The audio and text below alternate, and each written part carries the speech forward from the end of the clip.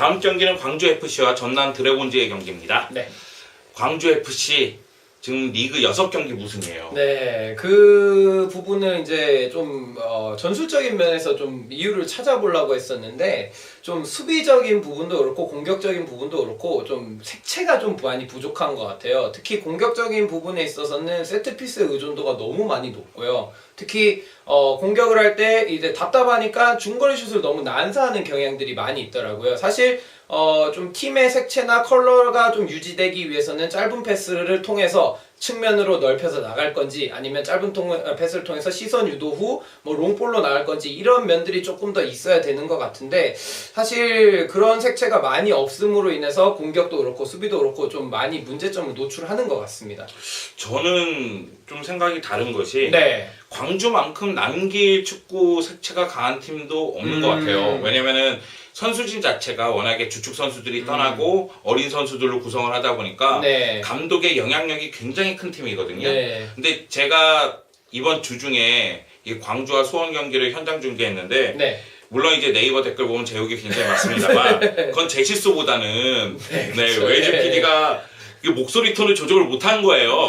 네. 이 시간에 들어서 짜증 한번 내보고요. 그걸 떠나서 여하튼 이 광주 가서 남길 감독 만났을 때 이야기를 들어보면 남길 감독도 생각을 하고 있는 부분이 역시 득점력 부족. 네.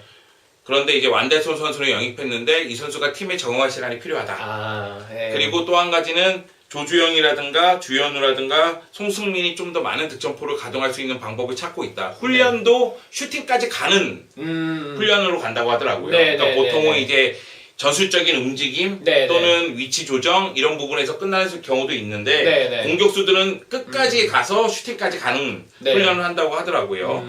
그런데 문제는 뭐냐면 이 남길 감독의 축구는 수비부터 공격까지 굉장히 짜임새 있고 조직력을 갖추면서 아기자기하게 전개를 해요. 그런데 주중에 펼쳐진 수원전에서는 수원의 1차 저지선을 뚫지를 못했어요. 그러다 보니까 롱패스가 나오고 중거리 슈팅이 나오고 그러면서 완전히 경기의 주도권을 내주는 모습이 있었거든요. 이런 부분에 대해서 남길 감독이 좀 고민을 해야 될 것 같고 또 한 가지는 그 수비 라인에 이제 이민기라든가 박동진, 김영민, 정동윤으로 이제 포백을 구성하겠지만은 집중력이 조금씩 떨어지는 경향도 있어요. 그러다 보니까 득점력은 부족한데 집중력 부족으로 실점하고 그러면은 이 실점한 걸 만회하기 위해서 후반전에 총력을 기울이는 이것이 반복되고 있거든요. 그러다 보니 패배하거나 무승부가 지금 리그에서 6경기나 이루어지고 있는데요. 분위기 반전을 하지 못하면 이것이 좀 지속될 수 있다. 이 사실은 남길 감독도 알고 있더라고요. 그래서 매 경기 최선을 다할 것이라는 얘기를 했는데 상황은 좀 더 지켜봐야 될 것 같고 오히려 광주하고 색채가 좀 많이 다른 팀이 전남 같아요. 그쵸.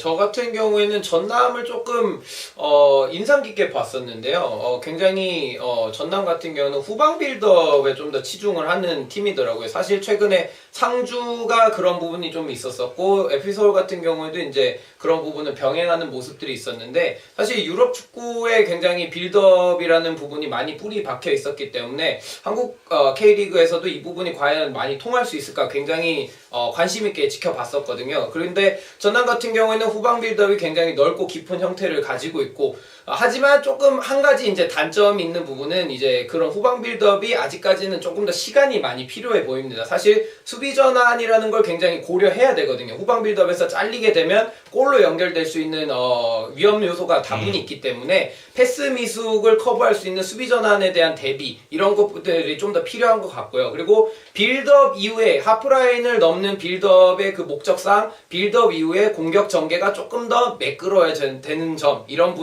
부분들이 조금 더 다듬어야 될 부분인 것 같습니다. 그러니까 노상래 감독의 전반기 신의 한 수는 왼쪽 풀백이나 윙백을 보던 현영민을 수비형 미드필더 또는 중앙 쪽으로 배치시켰다는 거죠. 그러면서 현영민이 패스를 통해서 빌드업에 관여를 많이 하는 그러면서 후방 빌드업이 좀 더 원활해진 모습인데 문제는 뭐냐면은 포백 앞에 현영민을 두든 아니면은 3백 앞에 현영민을 두든 또는 현영민을 수비 라인에 내리든 수비 쪽에서의 집중력이라든가 스피드 부분은 문제를 좀 드러낼 수 있기 때문에 공격은 자일이라든가 허영준이라든가 패채신이라든가 이런 선수들이 제 역할을 해주더라도 수비가 실점을 하면서 어려운 경기를 좀 펼치는 그렇기 때문에 제가 알기로는 전남이 뭐 아니면 도거든요. 네. 네. 네. 이 전남이 지난 경기에서 아마 상주하고 1대1 무승부를 기록했는데 이것이 올 시즌 리그에서 처음 무승부를 기록한 거예요. 네. 거의 뭐 아니면 돕니다. 대승 아니면 대패 뭐 이런 분위기로 가는 느낌인데요. 그렇죠. 네. 여하튼 뭐 광주를 상대로도 공격적으로 좀 나오지 않을까 네. 그런 생각이 듭니다. 네.